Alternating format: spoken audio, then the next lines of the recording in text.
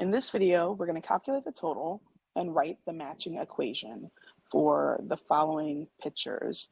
And this is all multiplication. This is actually coming from the first portion of our Module 1 pretest, which your student took at the very beginning before we started Module 1. And then what we're going to do is when we finish our last lesson, we'll have a day where we review, and they'll be able to take this same exact test again. I'll also email this test, make it available on the website along with the answer key. But if your student had any trouble going through the test for a second time around, this is a great video to watch to explain what their thinking should be and how they should solve these problems. So at the top, I put a couple key vocabulary words that we're going to be focusing on in this video, and that is factor. And factor is a number that is multiplied by another number to find a product. We have equal groups, which we can see here with the 5 cents and all the circles. And product is a term that they need to know, which is the answer in a multiplication problem. So we're going to multiply the factors to find the product. Now, number 1, it says calculate the total and write the matching equation. So right now, we haven't really done much work with money, but what we are focusing on are friendly numbers. And so when we start multiplication, we generally start by teaching the 5's facts and the 10's facts. So a lot of times we'll use a representation of 5 cents or a nickel in order to get into the idea of counting by 5s. So when we think about our factors, I've been trying to get your students to focus on the fact that there's always going to be a group, and then there's going to be the items inside the group. So we want to make sure that we can figure out what those factors are. Now, the groups are going to be the circles in this case. So then I would have to count my circles. So we've got 1, 2, 3, 4, 5, 6. I've got 6 groups. So I can put the 6 in this first box. And then I need to, since I've got my group, then I need to figure out what my items inside are. Now, because we're doing multiplication, these are equal groups. So we need to keep that in mind.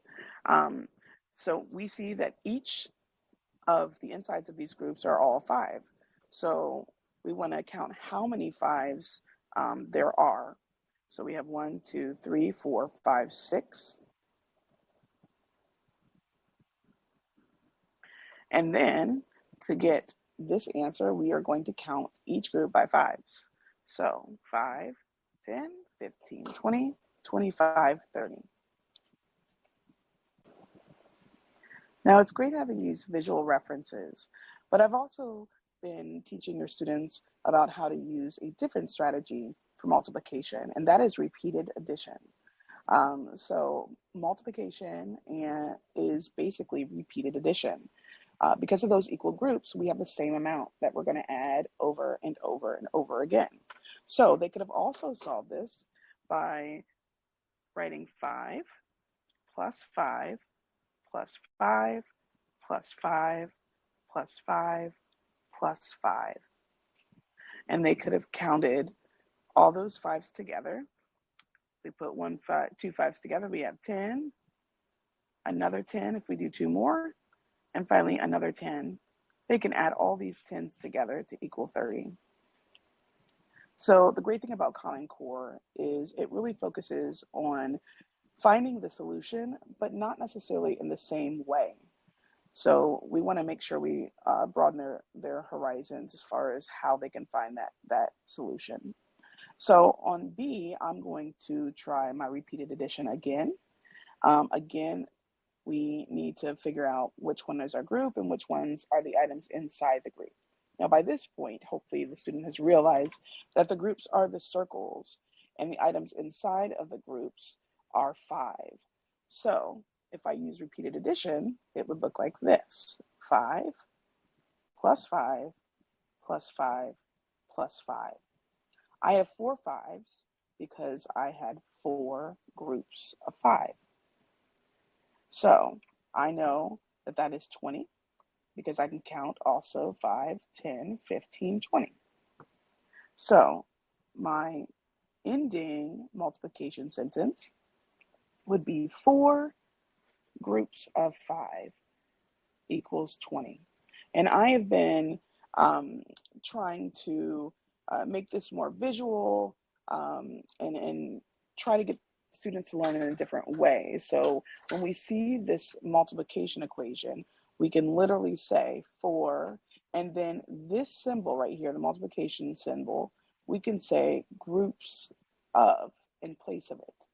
So then when we read this multiplication sentence, we're saying 4 groups of 5 equals 20. So if they think about that multiplication symbol as groups of, it may help their thinking and help the fluency of tackling that number sentence.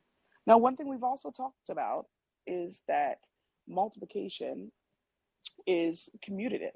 So we've got the commutative property of addition, which is a fancy word for what we call turnaround facts.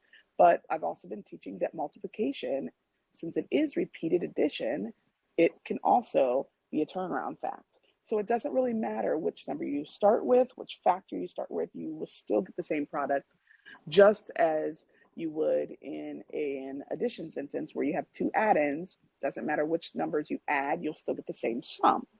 So hopefully they will be able to use what they know so far and be able to solve the rest of these. I'm going to solve them pretty quickly here, and I'm just going to talk out loud while I solve them.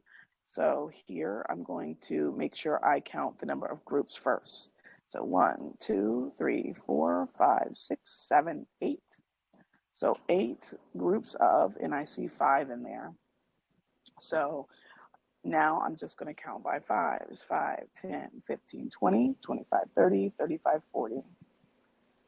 So 8 groups of 5 equals 40, or 8 times 5 equals 40. If your student chooses to use repeated addition, that is completely fine.